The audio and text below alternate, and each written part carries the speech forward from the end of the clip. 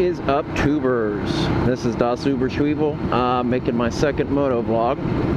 And for this one, I thought I'd pick a controversial subject. And no, it's not abortion, it's not gun rights, it's much worse. It's motorcycle oil. Just thought I'd share a couple of my opinions. I actually came across a guy, consequently, at a coffee shop. You know, I was there doing what Ducatis do best, sit at coffee shops. And the guy came up to me, actually saw my helmet and jacket and everything, and I was sitting talking to a friend, and came up to me and just, you know, said, "Hey man, I like your Monster." I've worked on tons of bikes, and you know, he said the Monster was always his favorite. So yeah, he said he was, you know, worked on them, was a professional mechanic for 20-25 years, something like that. And actually I started asking him a lot of questions about different things, and the biggest thing being motorcycle oil.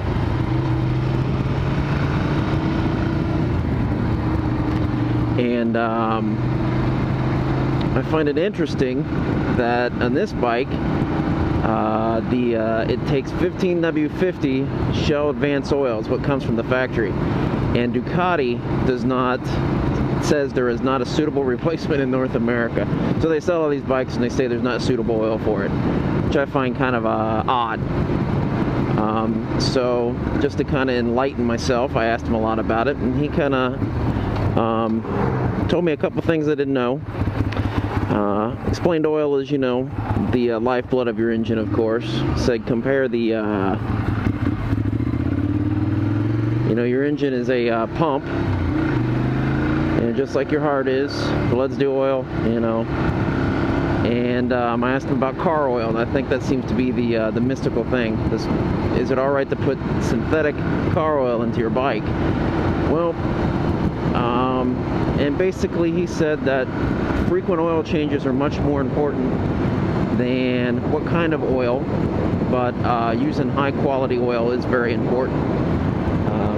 You know, especially if you have a wet clutch, and you can't use any oil with what they call friction modifiers, which makes clutches slip, I guess. And I asked him if that was a myth, and he said no. He said that will make your wet clutch slip.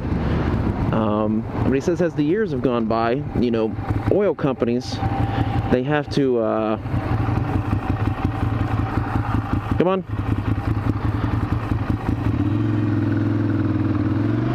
They have to keep up with the demands of different motorcycles, you know. They have to keep up with, you know, just like tires do. They have to keep up with the advancing trends of motorcyles. And this being an air-cooled engine, he said, you know, good oil is even more important to keeping it run cool, since, you know, it's just air and oil. And I asked him about the weights of the oil, and I've actually changed mine to 10W40, and I think that's what most people do. In fact, he said that almost every Ducati he's ever serviced, they almost always put 10W40 in. And he said that the 15W50 they changed to in like 2009 and 2010, and I have no idea why. Has no idea why. And I've noticed that this bike actually does run cooler since I've swapped. I did my first oil change at 600 and some, and I did, well, actually I did my first full maintenance, cleaning, lubing the chain, torquing the bolts down to the right specs, visual check of basically everything, and you know, changing the oil and filter, of course. And I chose the AmSoil oil, 10W40, and he said that that's a pretty good choice. He said that's usually what he put in them.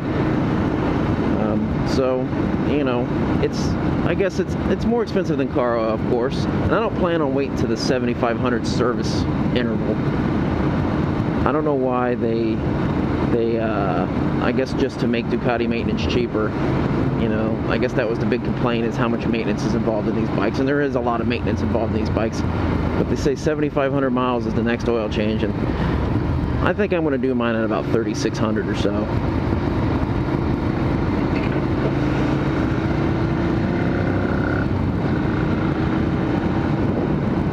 35, 3600, and probably use the same kind of oil. I mean, it's really not that much more expensive when you think about it, especially if you know you're riding a Ducati. You already know the maintenance is going to be expensive, so of course the oil is going to be expensive too. But he said, as you know, times change, that some oils that were not specified as motorcycle oil later became some, and you know, the opposite with other ones, that some didn't meet these requirements that they come out with. And the requirements is really to keep up with not just one specific kind of motorcycle, but a lot of different kinds of motorcycles. So just using a good quality oil is the most important. And frequent oil changes and filter changes. There's one of those Can-Ams.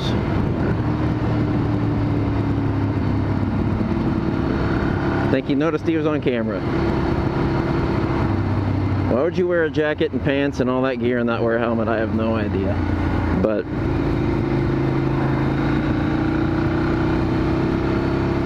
guess you want to stay warm.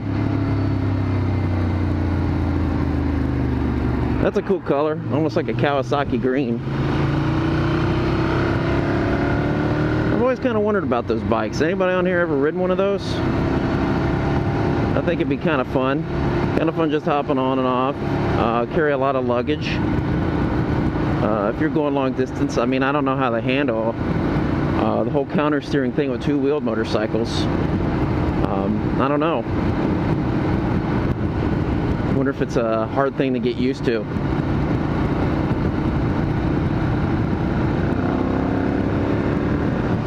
Get out of his blind spot. And I really don't know what kind of engines they have in them. I think they're V-twins. Not 100% sure. I really don't know much about them, to tell you the truth. I'm a big fan of the two wheels rather than the three, but you know, I could totally see the reason for the three-wheel. I don't know if you really call them trikes since the wheels are in the opposite spots, but another thing I think would be cool is riding a Earl with a sidecar. Those Urals or Earls or however you want to say them. There's a guy around here that has one, and I see him with his dog. His dog, he's even got goggles for his dog, and his dog, it's some kind of, I think it's a golden retriever. He cruises around here all the time with that thing. I love it. I think it's awesome, and I think it's one of the two-wheel drive ones too. So you know, rain, everything, you know, you don't have that issue. But I hear that sidecars take a little bit of you know, getting used to.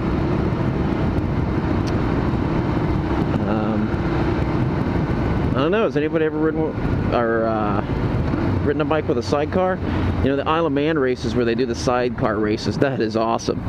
That guy that's on that sidecar, I'd figured he'd be strapped in there or something, but I don't think he is. I think he's just on there for the ride. Oh man, and he's hanging his butt right off to the side and everything. And Isle of Man TT, that's true man's racing there. You'd have to be silly insane, but still awesome. This guy's got some cojones.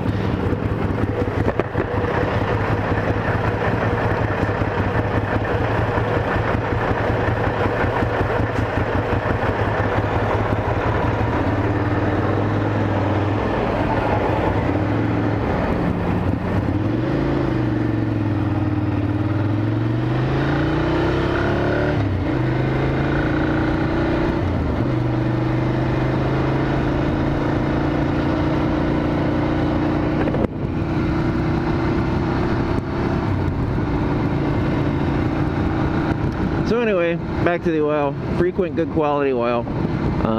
Just make sure if you're using the car oil, don't put friction modifiers in. I don't think I'll ever use car oil on this bike, but you know, my old Hondas and things, built in the 60s and 70s, heck, I used whatever I could find that was cheap. I mean, heck, those bikes, I never had a problem. Those bikes, I mean, I have a CL350, been sitting in a barn for, oh, who knows how long, and